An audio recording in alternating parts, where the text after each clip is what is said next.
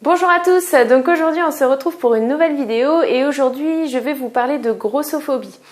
Donc pour tous ceux qui viennent d'arriver sur la chaîne, je refais un petit point. Donc j'ai effectivement été obèse, j'ai pesé jusqu'à 110 kg et donc j'ai eu recours à la chirurgie bariatrique et plus précisément à la sleeve gastrectomie. Donc pour tous ceux qui ne connaissent pas, en fait c'est la réduction de l'estomac. Donc je me suis fait opérer le 10 novembre 2016 à 110 kg et j'ai perdu entre 45 et 47 kg à peu près. Donc aujourd'hui je pèse entre 63 et 65 kg. Voilà pour mon histoire.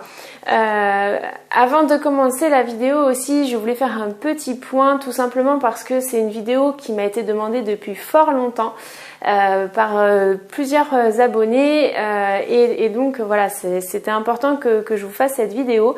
Mais je tiens à préciser que je vous parle de mon parcours, qu'en aucun cas je fais de généralité dans cette vidéo. Vraiment, c'est encore une fois ce que moi j'ai vécu, ce que j'ai pu ressentir. Voilà, ce que je ressens aujourd'hui, mais je ne porte en aucun cas un jugement ou bien je fais une généralité de ce que j'ai pu ressentir. Voilà. Alors effectivement, donc c'est un sujet que beaucoup m'ont demandé d'évoquer. Et je comprends parfaitement pourquoi, puisque voilà, j'ai aussi pendant mon parcours été victime de grossophobie à différents âges, dans différentes circonstances. Et en fait, pour que vous puissiez aussi comprendre peut-être ce que j'ai vécu, j'ai en fait, pour certains d'entre vous certainement le savent déjà, mais en fait j'ai été obèse en fait depuis mon enfance. Donc toute petite jusqu'à l'âge de 5-6 ans, j'étais de corpulence un petit peu rondouillette, on disait la fameuse phrase elle est bien portante. Voilà, donc j'étais pas en surpoids, mais voilà, j'étais déjà costaud aussi, j'entendais beaucoup ces termes-là. Et puis après, aux alentours des 6-7 ans, je suis vraiment rentrée en phase de surpoids, mais en fait je suis restée très peu dans le surpoids, je suis tout de suite allée vers l'obésité. Et ça a duré du coup jusqu'à pratiquement, jusqu'à une vingtaine d'années, enfin aux alentours de mes 20 ans où j'ai eu une prise en charge qui m'a permis à un moment donné effectivement de perdre un poids assez important. Mais après je suis retombée à nouveau dans l'obésité. Donc voilà, on va dire depuis mes 7 ans, j'ai quasiment été toujours dans l'obésité. Donc voilà, ça laisse quand même un certain nombre d'années. Et donc du coup, notamment sur la période de l'enfance, j'ai effectivement beaucoup de souvenirs liés à la grossophobie. Les enfants sont vraiment pas tendres entre eux, ça c'est quelque chose, je pense, qui est assez connu. Mais pour le coup, voilà, j'ai beaucoup de souvenirs liés à l'école, aux moqueries. Voilà, un petit peu, je me sentais un petit peu comme la bête de foire par moment. C'était des choses très difficiles, je me sentais exclue, notamment par exemple à l'école quand c'était la cantine, on regardait souvent ce que je mangeais. Ensuite j'ai continué mon parcours scolaire, j'ai grandi. J'ai aussi eu les phases de sport. Alors là c'était plus à partir du collège que je l'ai vraiment ressenti, où voilà, là c'était très compliqué. Les fameux groupes où vous êtes tout le temps la dernière choisie ou imposée par le professeur, c'est très compliqué. J'ai aussi eu une histoire qui m'a énormément marquée. Je pense que une des plus fortes, j'ai eu une prof d'EPS, donc d'éducation physique et sportive, qui une fois m'a demandé de courir 30 minutes. Donc en plus c'était sur un plateau avec des montées et des descentes assez importantes. Et donc voilà, comme je ne pratiquais pas de sport du tout, voilà, c'était des choses qui étaient très difficiles physiquement pour moi. J'avais pas de souffle, etc. Je les suppliais de me laisser arrêter, et en fait voilà, j'avais la menace d'avoir un 0 dans ma moyenne si je ne finissais pas les 30 minutes. Ça a été une épreuve très compliquée pour moi, très humiliante aussi, puisque à la fin tous les élèves avaient fini leur parcours sauf moi. C'est des choses qui forcément vous font perdre confiance en vous, moi en tout cas, qui m'ont fait penser que j'étais moins bien que quelqu'un d'autre aussi. Voilà, c'est des choses, voilà, j'en ai même un petit peu les larmes d'y repenser, parce que c'est des périodes qui me faisaient énormément souffrir intérieurement. Je rentrais chez moi, je me détestais, c'était vraiment quelque chose de très difficile. Il y avait aussi la période où bon là c'était un peu plus tard au lycée où voilà, il commence à y avoir des histoires d'amoureux, amoureuses, etc. Ben oui, mais voilà, vous êtes amoureuse, mais il n'y a pas d'amoureux en face et il n'y a pas de garçon qui s'intéresse à vous parce que voilà, votre corps repousse. Voilà, c'est le sentiment que j'avais en fait, le sentiment qu'on me laissait penser aussi peut-être. Voilà, des choses comme ça dans l'enfance qui marquent énormément. J'ai aussi eu, donc je vous parle beaucoup de mon enfance parce que les choses qui m'ont marqué vraiment liées à la grossophobie, c'est vraiment principalement dans mon enfance. À l'âge adulte, j'ai vécu les choses un peu différemment, voilà. J'ai aussi eu pendant mon enfance des remarques des médecins. Alors effectivement, encore une fois, ils étaient dans leur rôle, hein, bien évidemment que les médecins étaient là pour essayer de faire prendre conscience à mes parents, qu'il fallait que j'ai une prise en charge et que je perde absolument du poids puisque vraiment j'étais voilà, j'avais un poids qui était vraiment très important. J'avais vraiment alors je saurais pas vous dire mon IMC quand j'étais enfant, mais je sais que voilà, il était très important.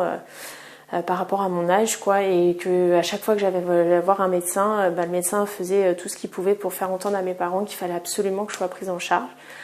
Seulement voilà, il y en avait qui le faisaient gentiment et qui essayaient aussi de me parler en même temps pour que je comprenne les risques par rapport à ma santé, les conséquences, etc. Mais il y en avait qui étaient vraiment très durs dans leurs propos en fait.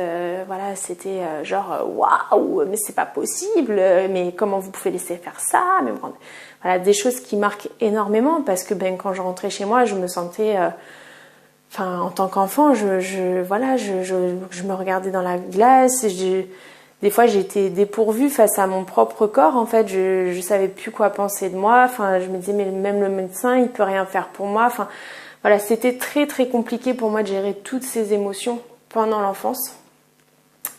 À l'âge adulte, j'ai envie de dire que les choses sont un petit peu différentes. Alors je sais pas si me concernant, c'est parce que finalement j'ai fini par me forger une carapace et que les choses m'atteignaient, mais peut-être avec une distance un petit peu plus, un peu plus de recul peut-être.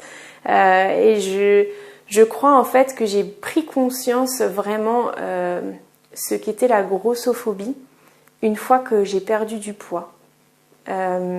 Parce qu'en fait, quand j'ai grandi et que j'étais en âge vraiment de trouver les gens ou les réflexions, vraiment de poser les mots en fait, je disais mais c'est pas gentil, les gens me regardent, ça se fait pas, des choses comme ça. Des gens, je me disais mais non, mais il faut pas penser ça, mais non, t'inquiète pas, ça n'a rien à voir. Et voilà, en fait, les gens pensaient peut-être bien faire en me disant ça pour essayer de me soulager ou autre. Mais en fait, quand j'ai perdu du poids, je me suis rendu compte que ces regards-là, déplacés ou autres, ils y étaient plus. Donc, ou les paroles aussi de certaines personnes qui vous disent ah mais non, mais oh là là, tu mets de la mayonnaise, oh là là, tu te resserres, fais attention, des choses comme ça. Alors certes, il y a des personnes qui sont très très bienveillantes et qui vont le faire vraiment dans le sens du souci pour vous, ils se font du souci pour vous, ils ont vraiment envie de vous aider. Et quand vous allez perdre du poids, ces mêmes personnes vont vous encourager, vont vous soutenir, vont vous valoriser, etc. Mais vous avez aussi ces mêmes personnes qui, quand vous perdrez du poids, c'est comme si vous faisiez toujours 30 kilos de plus. Elles ont rien vu, elles ont plus de sentiments, plus de paroles, plus rien. Voilà, ça reste pareil. Et c'est là que vous vous rendez compte qu'en fait, non, c'est pas de la bienveillance, en fait, c'est de la méchanceté. Et moi, j'en ai vraiment pris conscience quand j'ai perdu du poids, parce que pourquoi avant, quand j'allais dans un fast-food et que je prenais, mais parfois un simple menu, même pas un truc disproportionné, vraiment un menu simplement, pourquoi j'avais des gens qui me regardaient, qui rigolaient, etc. et qu'aujourd'hui, je l'ai plus. Voilà. Si c'était pas lié à mon poids, c'est lié à quoi? Pourquoi, voilà, comme je vous disais, les personnes qui me disaient, qui me faisaient remarquer toutes les 2 secondes que je prenais quelque chose de trop calorique, aujourd'hui ne me disent rien. C'est pareil. Et plein de petites choses comme ça. C'est pourquoi avant, quand j'allais chez le médecin, et ça à l'âge adulte, j'entends. Alors certes, après les médecins sont tout à fait dans leur rôle. Ils sont là pour nous alerter, pour nous conseiller, parce que voilà, l'obésité c'est un vrai problème de santé, ça a des conséquences qui peuvent être lourdes, etc. Donc là-dessus, encore une fois, je parle vraiment que de manière de faire, d'apparence, enfin de regard, etc. Je rentre même pas dans enfin voilà, on est tous d'accord que l'obésité c'est quelque chose d'important et qu'il faut le combattre. Hein, ça là-dessus, je reviens pas là-dessus.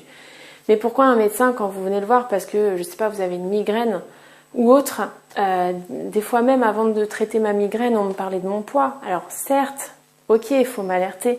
Mais quand même, quand on vient pour une migraine ou je sais pas, vous avez mal à l'épaule, enfin quelque chose qui, voilà, c'est clairement n'a rien à voir avec ça. Vous êtes tombé sur l'épaule, vous avez mal à l'épaule.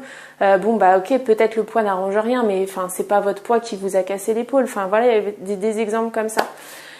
Alors autant avant, je me cachais en me disant voilà non c'est un complexe. Voilà, on se dit voilà avec les gens qui vous disent mais non, enfin on se dit finalement ah non c'est moi qui est complexé. Bon, puis voilà, j'étais complexée, quoi. Mais en fait, non, j'étais pas que complexée. Certes, j'étais complexée, mais j'étais pas que complexée. Et c'est des choses, on a beau se dire que oui, on passe au-dessus, on apprend à vivre avec. Certes, certes, en fait, on n'apprend pas à vivre avec, on vit avec. Ah, point, c'est tout. Puisque de toute façon, on n'a pas le choix. En tout cas, c'est comme ça que je ressens les choses, quoi. Je veux dire, moi, je pense pas que quand j'étais obèse, on me laissait le choix de ressentir les choses de cette manière-là. Non, quelqu'un qui se moquait de moi, on me laissait pas le choix. Donc voilà. Donc faut faire avec, en fait. C'est comme ça. Mais voilà, ça a des conséquences. Ça a des conséquences vraiment, surtout sur la partie psychologique.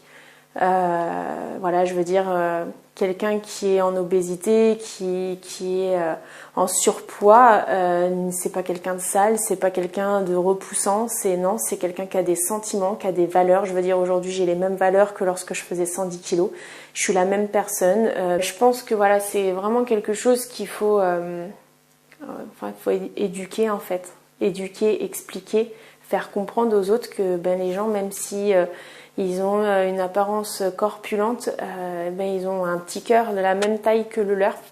On n'a pas un plus grand cœur qui est capable d'accepter plus de moqueries que les autres, non. Donc voilà.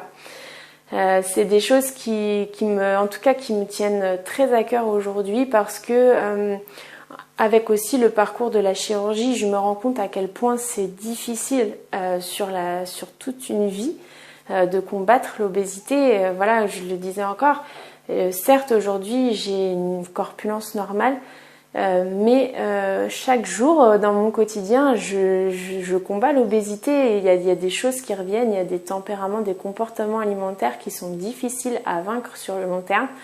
Ça demande beaucoup d'implications, etc. C'est difficile sur le long terme et je tolère encore moins finalement de voir ces choses-là. Enfin voilà, c'est des choses qui vont vraiment me mettre en colère ou autre quand j'y suis confrontée. Alors même si c'est pas moi directement, mais je crois que c'est encore pire quand c'est quelqu'un d'autre finalement. Voilà, je me sens obligée de dire les choses, d'intervenir, parce que ça me rend juste dingue en fait. De toute façon, ceux qui vous critiquent quand vous êtes obèse, c'est les mêmes qui vous critiqueront quand vous aurez perdu du poids, à vous dire que vous êtes maintenant vous êtes trop sûr de vous, vous êtes ceci, vous êtes cela. Voilà, ça, je veux dire, la critique, la méchanceté, tout ça, ça va se transformer en jalousie, etc. Donc surtout, ne laissez pas ces gens-là penser que vous êtes inférieur ou penser que vous êtes moins bien qu'eux. Parce que bien souvent, en fait, le simple fait de ne pas répondre à leurs remarques ou à leurs propos vraiment déplacés montre que déjà on n'est pas à ce niveau-là, qu'on a de la hauteur. Donc vraiment, ne vous dévalorisez pas.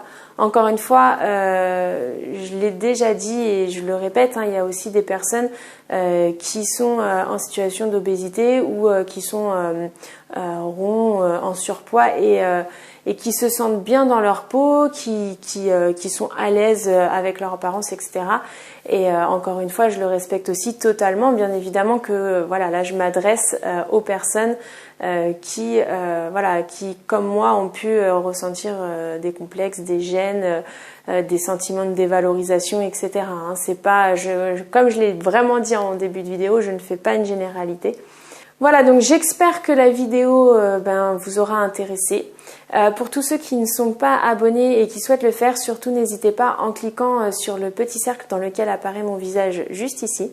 Et si vous souhaitez voir ou revoir l'une de mes vidéos, n'hésitez pas à le faire en cliquant dans l'image qui apparaît juste là. Je vous souhaite à tous une bonne fin de semaine et je vous dis à la prochaine.